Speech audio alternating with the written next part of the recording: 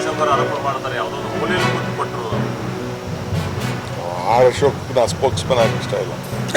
ನಮ್ಮ ಪಕ್ಷಕ್ಕೆ ಸ್ಪೋಕ್ಸ್ಮನ್ ಆಗ್ತೀನಿ, ನಮ್ಮ ಸರ್ಕಾರದ ಸ್ಪೋಕ್ಸ್ಮನ್ ಆಗ್ತೀನಿ. ಆರ್ ಅಶೋಕ್ ಅವ್ರ ಪಾರ್ಟಿಗೆ ಸ್ಪೋಕ್ಸ್ಮನ್ ಹಾಕೊಳ್ಳಿ.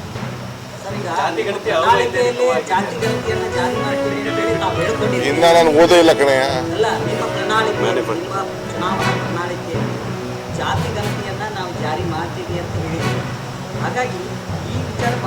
ಜಾತಿ ಗಣತಿ ಅಲ್ಲ, ಸಾಮಾಜಿಕ ಸೋಷಿಯೋ ಎಕನಾಮಿಕ್ ಸರ್ವೆ. ಜಾತಿ ಗಣತಿ ಮಾಡೋಕ್ಕೆ ಅವಕಾಶ ಇರೋದು ಸೆಂಟ್ರಲ್ ಗೌರ್ಮೆಂಟ್ಗೆ.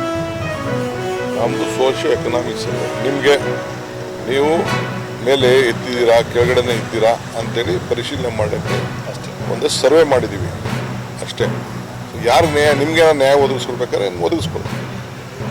ಬಹಳಷ್ಟು ಅವಾಗಿನ್ನೂ ವರದಿ ಮಂಡನೆ ಆಗೋಕ್ಕಿಂತ ಮುಂಚೆನೇ ವಿರೋಧ ಆಗಿತ್ತು ಸರ್. ನೋಡೋಣ, ನೋಡಿದ ಮೇಲೆ ಸರಿ ಮಾಡ್ತೀವಿ ಅಂತ ಹೇಳ್ತಾ ಇದ್ದೀನಲ್ಲ. If there is a problem will sort it out. ಯಾರಿಗಾರು ಏನಾದ್ರು ಆತಂಕ ಇದ್ರೆ, ನನಗೂ ಆತಂಕ ಇದ್ರೆ ನಾವು ಸರಿ ಮಾಡ್ತೀವಿ.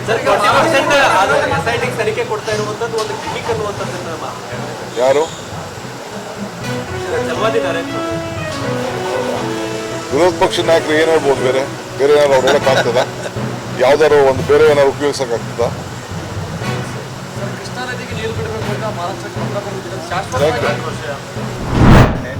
ಇವತ್ತು ಅಂಕಿಅಂಶಗಳನ್ನು ಬಿಡುಗಡೆ ಮಾಡಿದ್ದಾರೆ.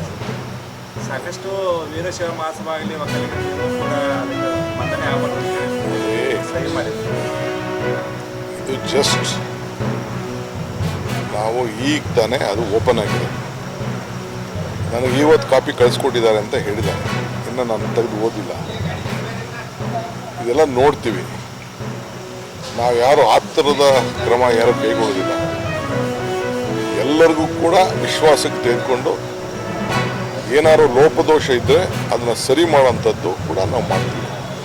ಏನು ಆತರ ಪಡ್ಬೇಕಾದ್ರೆ ನಮ್ಮ ಪಕ್ಷದ ಒಂದು ಮೂಲ ಸಿದ್ಧಾಂತ ಇದೆ, ಸರ್ವರಿಗೂ ಸಮಬಾಳು ಸಮಪಾಳು ಅಂತೇಳಿ. ನಮ್ಮ ಪಕ್ಷ ಬಸವಣ್ಣನ ತತ್ವದ ಮೇಲೆ ಅನೇಕ ವಿಚಾರಗಳನ್ನು ನಾವು ಮಾಡ್ತೀವಿ.